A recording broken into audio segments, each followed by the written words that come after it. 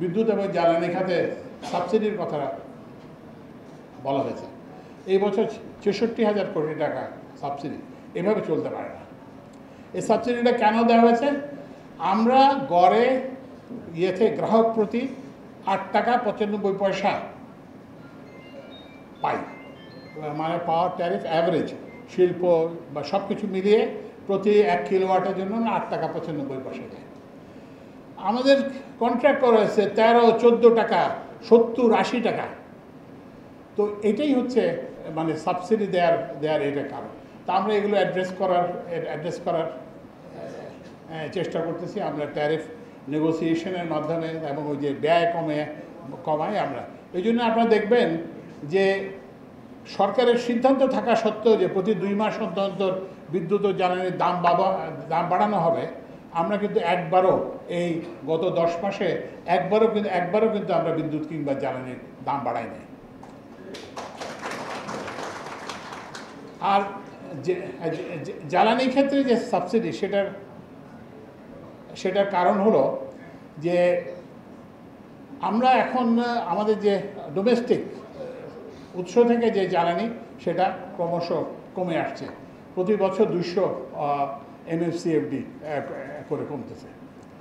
তো অন্যদিকে আমরা চেষ্টা করতেছি বাপেক্সকে ইনভলভ করে নতুন গ্যাস পাওয়ার জন্য, কিন্তু সেক্ষেত্রেও এখনও আমরা আশাবাঞ্জক কোনো ফল পাইনি।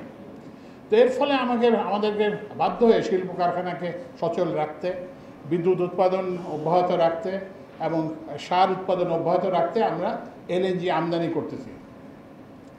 এই LNG আমদানির দাম হচ্ছে আমাদের ৬৫ টাকার মতো, কিন্তু আমরা যে ইভেন শিল্পে যে বিদ্যুৎ সবাই বলছে যে সেখানেও আমাদের ট্যারিফ মাত্র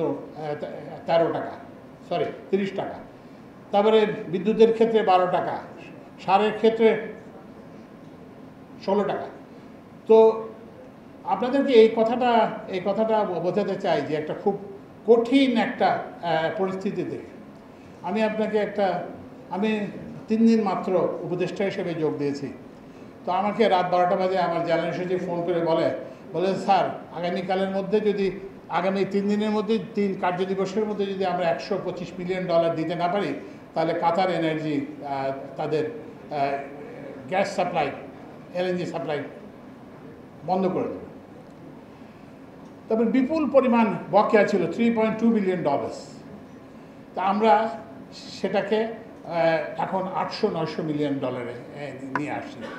তো আপনারা কিন্তু আমরা যেটা বলতে চাই যে নানান রকম সংকট থাকা সত্ত্বেও, কারণ এইটা কেন বললেন যে আপনার বিদেশিদের টাকা এত তাড়াতাড়ি পরিশোধ করলেন কেন? পরিশোধ করেছি এই কারণে, একটা পেনাল ইন্টারেস্ট রেট হয়। আপনি যদি বিলম্বে পে করেন তাহলে আপনাকে একটা পেনাল ইন্টারেস্ট হয়। সেটার থেকেও যেটা মারাত্মক সেটা হচ্ছে যে ওরা যখন জানে যে আপনি 6 মাস পরে দেবেন, ওরা কম্পিউটার প্রাইসের মধ্যে ইনবিল্ড করে, প্রাইসটাকে বাড়িয়ে দেয়। তো এখন আমরা এগুলো পরিশোধ করছি এবং এর ফলে আমাদের লেট পেমেন্ট পেনাল্টি দিতে হচ্ছে না এবং জ্বালানির মূল্য অনেক কমে আসছে। এখন এই যে আবার ইরান যুদ্ধের কারণে, ইসরায়েল যুদ্ধের কারণে আবার জ্বালানির দাম বাড়ছে, কিন্তু আমরা যেখানে আগে 16-17 টাকায় $16-17 LNG আমদানি করতাম, সেটা আমরা এই যে আমাদের যে পেমেন্টের কারণে আমরা এটা $12 নিয়ে আসতে সক্ষম হয়েছিলাম।